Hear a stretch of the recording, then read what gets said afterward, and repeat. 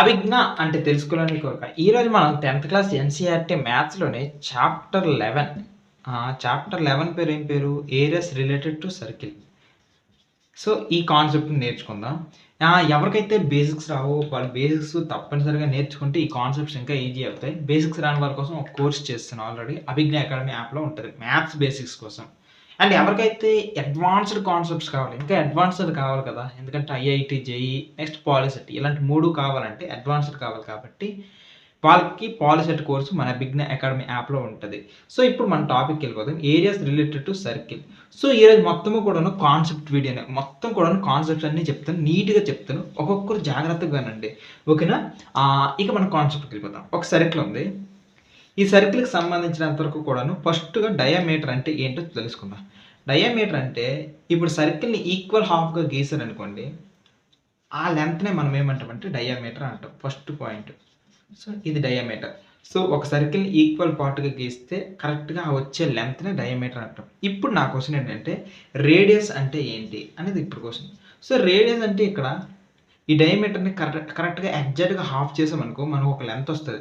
ఈ లెంగ్త్ అనేది ఎలా ఉంటదంటే నీ సర్కిల్‌లో ఏ పార్ట్ చూసుకో సెంటర్ నుండి చూసుకుంటే దాని యొక్క లెంగ్త్ సేమ్‌గానే ఉంటది. ఇది సేమ్, ఇది సేమ్, ఇది సేమ్. అండ్ ఇది సేమ్. అంటే సెంటర్ నుండి సర్కిల్‌లోన ఏ పార్ట్ తీసుకున్నా సరే దాని యొక్క లెంగ్త్ ఎలా వస్తదంటే రేడియస్ ఇలానే వస్తదనమాట. సో, దీన్నే రేడియస్ అంటాం. ఇది పాయింట్ 2.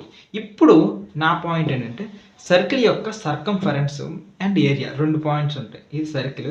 ఈ సర్కిల్‌కి సంబంధించినంత వరకు కూడాను ఏరియా అంటే ఏంటి అనంటే ఈ సర్కిల్ లోపల ఉన్న మొత్తం ఈ ప్లేస్‌నంతటిని కూడా మనం ఏమంటామంటే ఏరియా అంటాం. ఇది సర్కిల్‌కి సంబంధించినంత ఏరియా ఆఫ్ ది సర్కిల్. మరి ఏరియా ఆఫ్ ది సర్కిల్‌కి ఫార్ములా ఏమైనా ఉందా సార్ అంటే ఉంది. Pi r square. So, area of the సర్కిల్‌కి ఫార్ములా ఏంటంటే పై ఆర్ స్క్వేర్. డయామీటర్‌కి రేడియస్‌కి ఫార్ములా అంటే డయామీటర్ బై 2. డయామీటర్‌కి సింపుల్‌గా డి అని రాసుకుందాం. లేదు అంటే 2ఆర్ అనుకుని కూడా రాసుకోవచ్చు. ఇది కాన్సెప్ట్. సో, ఏరియా ఫార్ములా ఒకటి గుర్తుంచుకోండి. ఏరియా ఆఫ్ ది సర్కిల్ ఇది చాలా ఇంపార్టెంట్. దాని తర్వాత ఇంకొక ముఖ్యమైన పాయింట్ ఏంటంటే పై యొక్క వాల్యూ ఎంత? దీన్ని పై అంటారు కదా! ఈ పైకి సంబంధించిన వాల్యూ ఎంత అంటే 22/7 లేదా ఇంకో పాయింట్ కూడా రాసుకోవచ్చు. 3.14 అనుకుని కూడా రాయొచ్చు. సో, ఓకేనా? రెండిట్లో ఏదైనా రాసుకోవచ్చు. ఈ మన యొక్క కాలిక్యులేషన్ ఈజీ కోసం మనం ఏదైనా రాద్దాం. 22/7 లేదా ఆర్ 3.14 అనుకుని కూడా రాయొచ్చు. సో, ఏరియా అనే ఫార్ములా అనేది పై ఆర్ స్క్వేర్ అయితే సర్కంఫరెన్స్. మరి సర్కంఫరెన్స్ అంటే ఏంటి సార్ అనుకుని అనొచ్చు. సో, సర్కంఫరెన్స్ అంటే ఈ చుట్టూ ఉన్న డిస్టెన్స్ అనమాట. ఈ మొత్తం సర్కిల్ ఉంది కదా! ఈ సర్కిల్‌నే మీరు చక్కగా కోసి విడగొడితే ఇలా ఒక స్ట్రెయిట్ లైన్ వస్తది కదా! సో, ఈ స్ట్రెయిట్ లైన్ యొక్క డిస్టెన్స్‌ని మనం ఏమంటామంటే సర్కంఫరెన్స్ అంటాం. సో, ఇదే స్ట్రెయిట్ లైన్‌ని కాస్త మడత పెట్టామంటే అది ఒక సర్కిల్‌గా మారిపోతుందనమాట.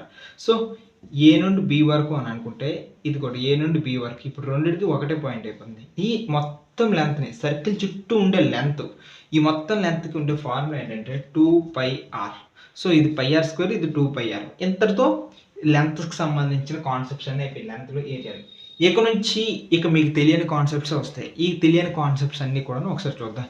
ఇక్కడ నేను మాట్లాడబోయేది ఏంటి అనంటే మొట్టమొదటిది ఆహ్, areas of the sector. So, areas of sector.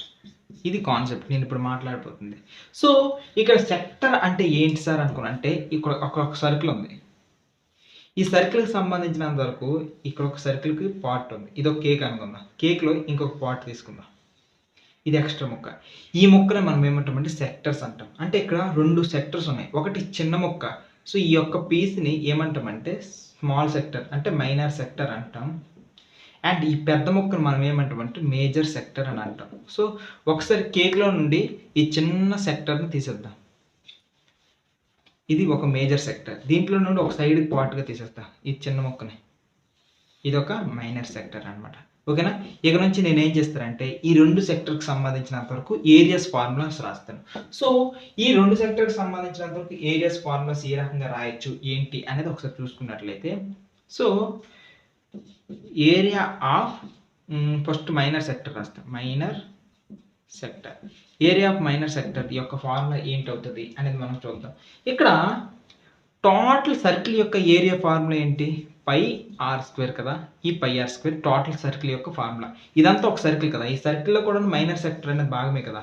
ఈ రకంగా చూస్తే టోటల్ సర్కిల్ యొక్క ఫార్ములా పై ఆర్ స్క్వేర్ అయితే, ఈ సర్కిల్ అనేది ఎంత పార్ట్ సైడ్‌కి వెళ్ళిపోతుందంటే, దీని యొక్క యాంగిల్ థీటా. ఈ థీటా అది కూడా ఎంతలో తీసుకొని వెళ్ళిపోతుంది? ఇక్కడ రాస్తున్నాను. దీని యొక్క యాంగిల్ థీటా. టోటల్ 360 డిగ్రీస్‌లో థీటా పట్టుకొని వెళ్ళిపోతుంది. తన యాంగిల్ థీటా. థీటా ప్లేస్‌లో ఎంత ఉంటే అంత అనమాట. సో ఇది area of the minor sector యొక్క ఫార్ములా. సో ఇది area of the minor sector యొక్క ఫార్ములా. దీని తర్వాత ఇప్పుడు ఏం చేద్దామంటే ఏరియా మేజర్ సెక్టర్ చూద్దాం. సో ఈ మేజర్ సెక్టర్ యొక్క ఫార్ములా ఏంటి? దీన్ని చూద్దాం.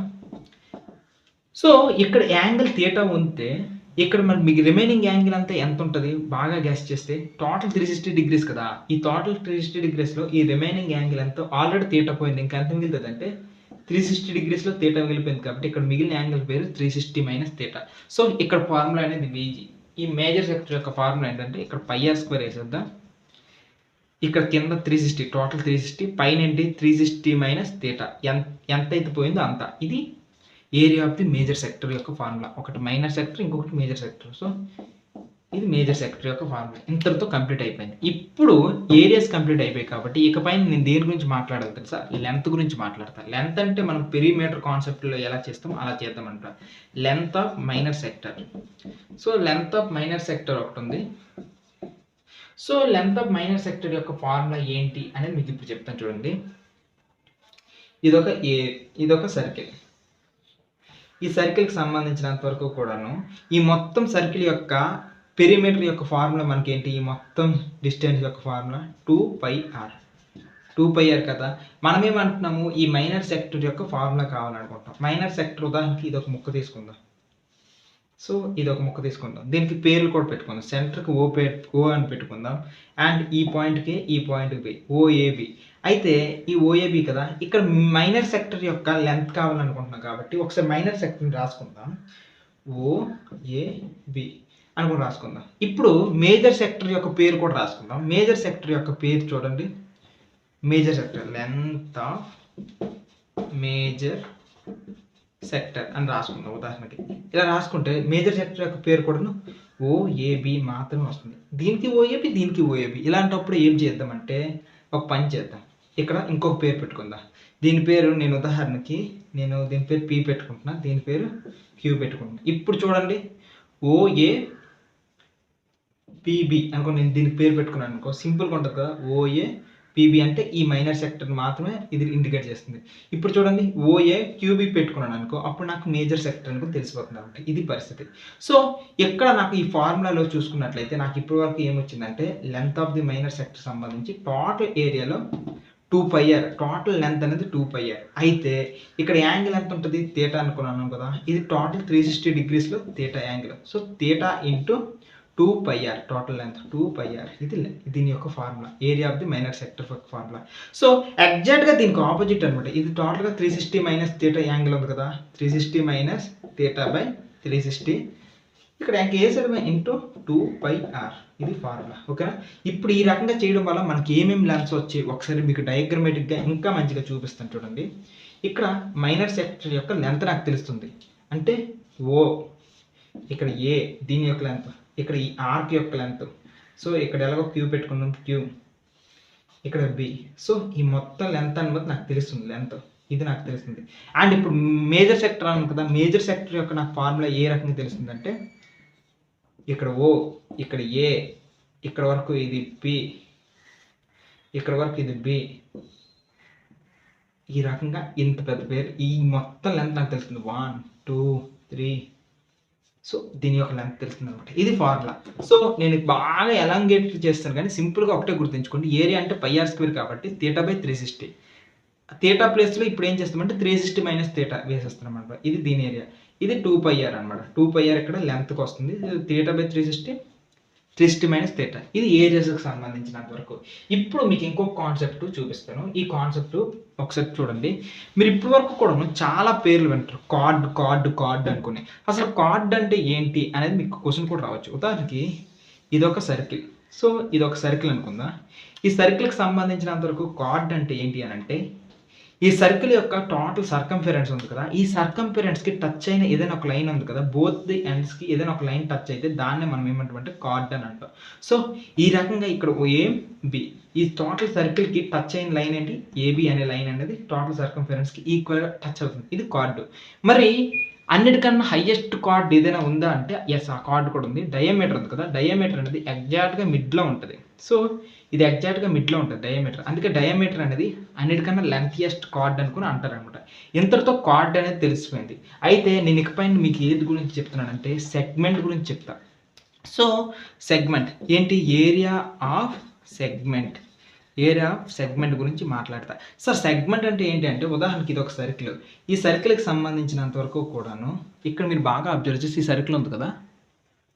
సో, ఈ సర్కిల్‌ని ఇక్కడ ఒక కార్డ్ అనేది ఇలా కట్ చేసింది. సో, ఇలా కట్ చేస్తే ఇక్కడ ఏర్పడిన పార్ట్‌ని మనం ఏమంటామంటే సెగ్మెంట్ అంటాం. సో, ఈ రకంగా చూస్తే ఒక సర్కిల్‌కి ఎన్ని పార్ట్స్ ఇప్పుడు కనిపిస్తుందంటే 2 పార్ట్స్ కనిపిస్తుంది. ఒకటి చిన్న పార్ట్ అండ్ ఇంకొకటి పెద్ద పార్ట్ అనమాట. ఇలా పెద్ద పార్ట్. సో, చిన్న పార్ట్‌ని మనం ఏమనొచ్చు సింపుల్‌గా కూడాను ఇది మేజర్ అంటాం. సో, పెద్ద పార్ట్‌ని మనం మేజర్ అంటే చిన్న పార్ట్‌ని మనం ఏమనాలి? మైనర్ సెగ్మెంట్ అని అంటాం. సో, ఈ మైనర్ సెగ్మెంట్‌కి సంబంధించినంత వరకు కూడా మనం ఇప్పుడు దీనికి సంబంధించినంత వరకు కూడా ఏరియాసే ఫైండ్ అవుట్ చేద్దాం. ఓకేనా? సో, మైనర్ సెగ్మెంట్ యొక్క area of minor segment. Area of minor segment చూసుకున్నట్లయితే ఈ ఫార్ములా మనం ఎలా ఫైండ్ అవుట్ చేయాలి అనేది ఇక్కడ పెద్ద ఇంపార్టెంట్ క్వశ్చన్. చాలా ఇంపార్టెంట్ క్వశ్చన్ కాబట్టి మీకు ఇప్పటి వరకు కూడాను ఎలా చేయొచ్చు అనేది ఒకటి చెప్తాను. ఇక్కడ సెంటర్ ఓ ఉంటుంది ఎలాగో సెంటర్ ఓ. ఓకేనా? సెంటర్ నుండి ఓ అయిన తర్వాత ఇక్కడ ఏ, ఇది బి అనేది పాయింట్లతో ఒక కార్డ్ అనేది గీసాం కదా, ఈ కార్డ్కి ఇప్పుడు ఏం చేస్తామంటే రేడియస్ రెండింటిని కనెక్ట్ చేద్దాం. ఇక్కడో రేడియస్, ఇక్కడో రేడియస్. 2 రేడియస్లు కనెక్ట్ చేసాం ఇప్పుడు లెంత్. ఓకేనా? ఇది పరిస్థితి. సో, ఇప్పుడు నాకు ఏం టైప్ ఫామ్ అయింది చూడండి ఒకసారి. ఓఏబి ఈ పాయింట్స్తో ఇక్కడ క్యూ అనే పాయింట్ నేను ఉదాహరణ పెట్టుకుంటే ఇక్కడ నాకు ఒక సెక్టర్ ఫామ్ అయింది చూసారా. ఓఏక్యూబితో నాకు ఒక మైనర్ సెక్టర్ ఫామ్ అయింది. ఇప్పుడు ఈ మైనర్ సెక్టర్ టోటల్ ఈ మైనర్ సెక్టర్ నుండి ఈ ట్రయాంగిల్ నేను తీస్తాను అనుకోండి సైడ్కి, అప్పుడు నాకు వచ్చే ఏరియా ఏంటి? మైనర్ సెగ్మెంట్ కదా. అంటే ఇక్కడ చూడండి ఈ మొత్తం దాంట్లో నుండి చక్కగా టోటల్ మైనర్ సెక్టర్ కదా, ఈ మైనర్ సెక్టర్ యొక్క ఫార్ములా మీకు ఎలాగో తెలుసు. ఇక్కడ ఎలాగో థీటా అనే యాంగిల్ ఉంటుంది కదా, theta by 360 area of the circle కదా, ఏరియా ఆఫ్ ది సర్కిల్ అంటే పై ఆర్ స్క్వేర్. సో, ఈ టోటల్ సెక్టర్ నుండి ఇప్పుడు ఈ ట్రయాంగిల్ తీసేస్తున్నాం. అంటే ఏరియా ఆఫ్ ట్రయాంగిల్ ఓఏబి దీన్ని తీసేస్తే మనకు వచ్చే వాల్యూనే మైనర్ సెక్టర్ యొక్క ఏరియా అవుతుంది అనమాట. సో, ఇది కాన్సెప్ట్. ఈ రకంగా చేయొచ్చు అనమాట. అంటే ఇక్కడ ఈ మొత్తం కాన్సెప్ట్లో మీకు ఆల్రెడీ ఒక ఫార్ములా తెలిసిపోయింది కాబట్టి ఏరియా ఆఫ్ ది ట్రయాంగిల్ ఓఏబి అనేది తీయడం మీకు ఎంతో ఈజీ. ఎందుకంటే ట్రయాంగిల్ ఏరియాస్ ఎలా తీయాలో మీకు తెలుసు. ఇప్పుడు సెకండ్ చేద్దాం. సెకండ్ కాన్సెప్ట్ ఏంటంటే ఈజ్ అ మేజర్ సెగ్మెంట్ చూద్దాం. Area of major segment. ఈ మేజర్ సెగ్మెంట్ యొక్క ఏరియాని ఎలా తీయొచ్చు అనేది మనం ఒకసారి బాగా ఆలోచిస్తే టోటల్ సర్కిల్కి సంబంధించినంత వరకు సర్కిల్ యొక్క ఏరియా ఫార్ములా ఏంటి? Pi r square. ఈ పై ఆర్ స్క్వేర్ నుండి ఈ మొత్తం సర్కిల్ ఉందా, ఈ సర్కిల్ నుండి జస్ట్ ఈ పార్ట్ని మైనర్ సెగ్మెంట్ని తీస్తాను అనుకో, టోటల్ సర్కిల్ నుండి ఈ మైనర్ సెగ్మెంట్ని తీస్తాను అనుకో, ఏరియా ఆఫ్ సెగ్మెంట్ ఏక్యూబి వీటిని తీస్తాను అనుకో, నాకు సెట్ అయిపోతా లేదా సింపుల్గా. సో, ఈ మొత్తం ఏరియా నుండి జస్ట్ ఈ యొక్క పార్ట్ని తీసేస్తే చాలా సెట్ అయిపోద్ది. మీకు ఆల్రెడీ ఏరియా ఆఫ్ సెగ్మెంట్ ఏక్యూబిని ఎలా తీయాలో చెప్పాను. ఏంటి? Theta by 360 into pi r square minus area of triangle OAB. ఇది ఫార్ములా మైనస్ ఇది పై ఆర్ స్క్వేర్. ఇది పరిస్థితి. సో, ఇదంతా కూడా ఇండైరెక్ట్గానే ఉంటుంది అనమాట. ఇండైరెక్ట్గా ఎగ్జామ్లో మాత్రం మీరు గుర్తుంచుకోవాల్సింది జస్ట్ ఇది గుర్తుంచుకోండి. ఏంటి? Pi r square minus area of segment AQB అనుకోని మీరు లెక్క చేసేటప్పుడు మాత్రం ఇదంతా చేయాలి. అంటే ఈ ఫార్ములాని కూడా ఇందులో ఇంక్లూడ్ చేసేస్తే అయిపోద్ది అనమాట. ఇది పరిస్థితి. So, pi r square minus theta by 360 into pi r square minus area of AQB. అంటే ఇది వస్తే ఇది కూడా వచ్చేస్తుంది అనే సిచ్యువేషన్ అనమాట. మొత్తం సర్కిల్లో నుండి ఈ పార్ట్ని తీస్తారు. ఇలా అయిపోయింది. ఇక ఇది అయిపోయిన తర్వాత ఈసారి నేను ఇంకొక కొన్ని కాన్సెప్ట్ చెప్పాలనుకుంటున్నాను. అది ఏంటి అనేది ఒకసారి చూసుకుందామా. ట్రయాంగిల్కి సంబంధించినంత వరకు కూడాను ఇక్కడ ఒక సర్కిల్ ఉంది కదా, ఈ సర్కిల్ ఉంది. ఈ సర్కిల్కి సంబంధించినంత వరకు ఉదాహరణకి ఎవడో ఒకడు ఇక్కడ ఒక ట్రయాంగిల్ ఫామ్ చేశాడు అనమాట. ఇలా ఒక ట్రయాంగిల్ ఫామ్ చేశాడు. ఈ ట్రయాంగిల్ అనేది ఈక్విలేటరల్ ట్రయాంగిల్ ఉందనుకో, దీని యొక్క ఫార్ములా ఏంటి అని అంటే area of equilateral triangle, equilateral triangle formula ఏంటి? Area of equilateral triangle √3/4 a². Sir A యొక్క అంటే ఒక సైడ్ ఏ అయితే రెండో సైడ్ కూడా ఏ అనమాట. ఈ సెంటర్ ఓ కాబట్టి ఈ రకంగా ఇక్కడ కార్డ్ అనేది బి అనుకుందాం, ఓకేనా? ఇది సో ఈ ఏఏ అనేది రేడియస్ అనమాట, √3/4 a². ఇది ఫార్ములా. మరి area of right angle triangle ఏంటి? Area of right angle triangle,